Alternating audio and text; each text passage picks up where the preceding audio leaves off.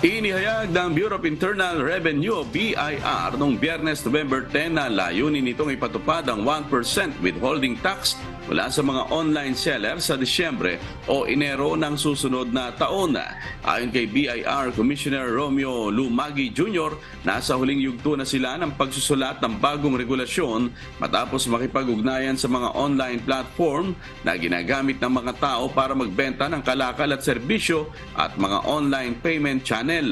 Sa oras na ilabas na ang ipatutupad na bagong regulasyon, magkakaroon ng 1% withholding tax sa kalahati ng gross remittances ng mga online platform provider sa kanilang mga partner sellers o merchants. Binigyang diin ni Commissioner Lumagi na ang withholding tax ay